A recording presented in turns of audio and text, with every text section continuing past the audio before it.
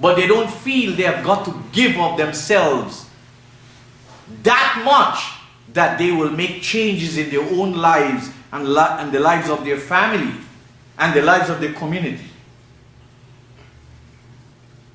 There is a bigger challenge, because you here in Canada, we here in Canada, have the opportunity to listen to a variety of analysis of sense and intelligence, like the ones you have a chance to listen here in this locality. The question is, what do we do with it? The question is, what do we do with it? I am not a politician that I'm waiting for people to congratulate me, this is a good khutbah. And I know there are people who are offended, they don't like the khutbah, that's too bad.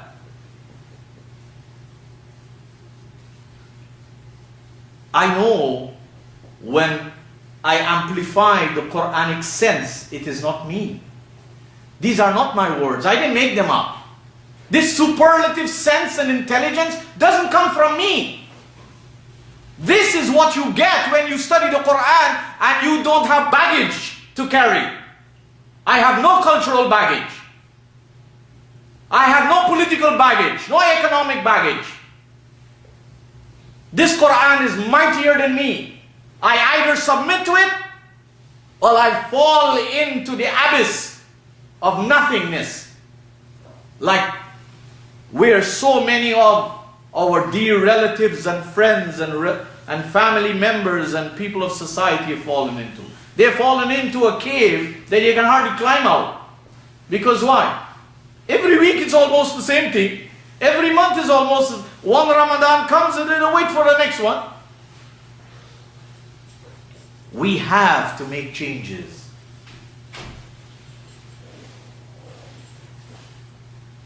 The good things that I hear, I am being challenged by it. The good things that I read, the good things that I arrive at when I analyze and I study and I introspect the Qur'an, challenge me as an individual. I have got to make room in my life to accommodate it. I cannot listen to the Qur'an here and then there's an opportunity for me out there and I blow it.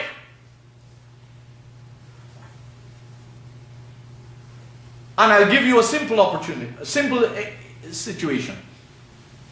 What I learned from the Muslim world, something very positive, I learned there's a lot of respect for elders. That's a good thing. That's a very good thing.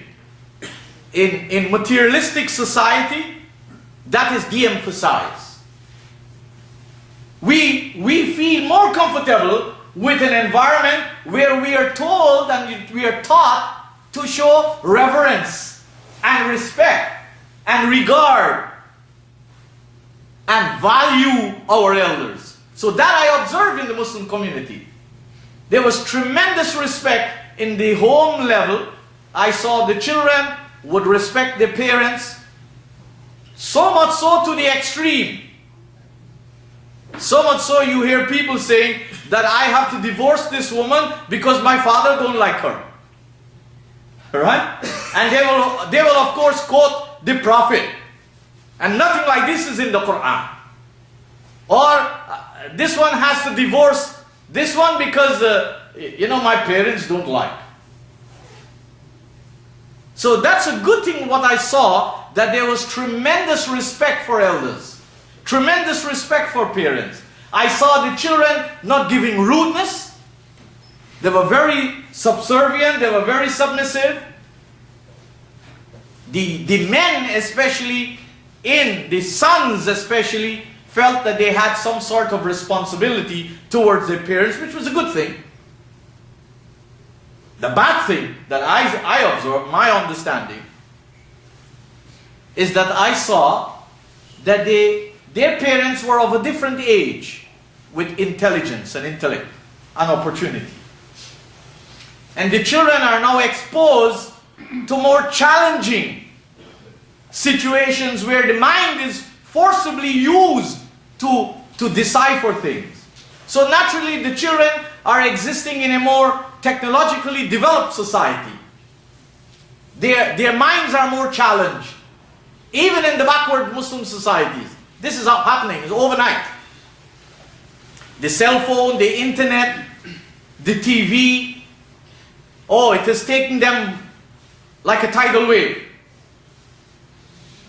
And these children are rising to the challenges.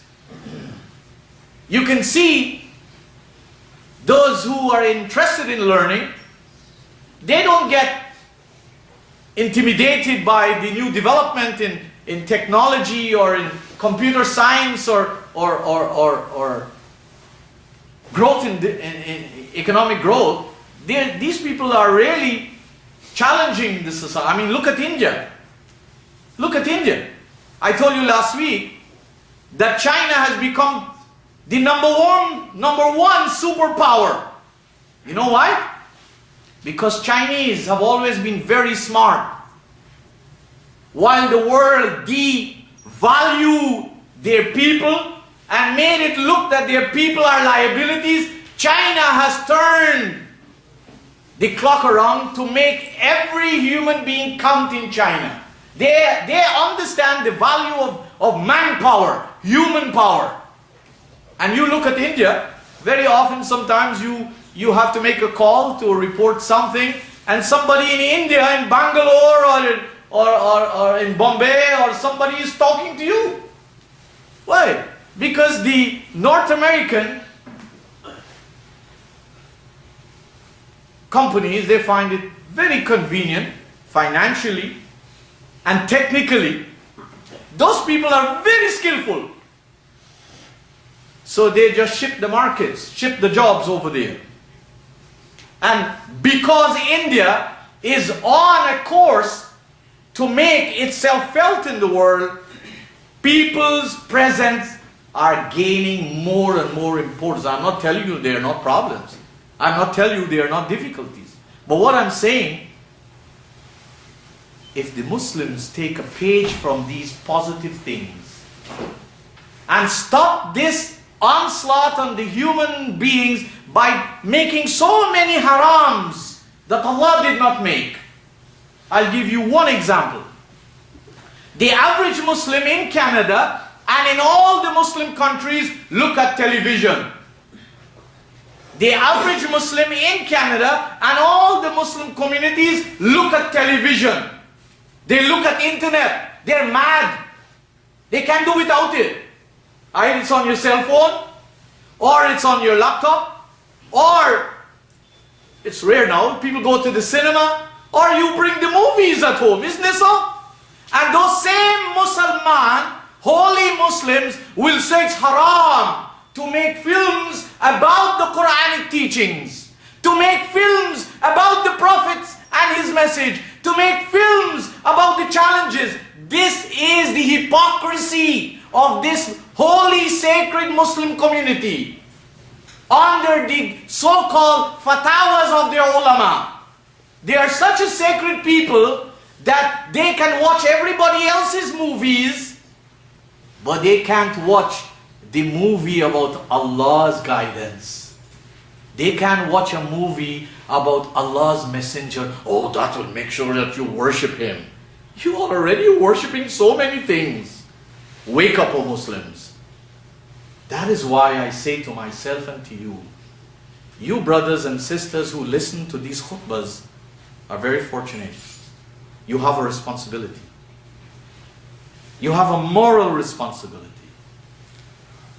If whatever I'm saying here makes no sense, then you know what to do with senseless things. And you know what to do with places that talk stupid things and senseless things. I would never go to a place where there's no sense. I tell you again, I would never sit down and listen to anybody who talks nonsense. Not in a masjid, not in a university. I've never been like that.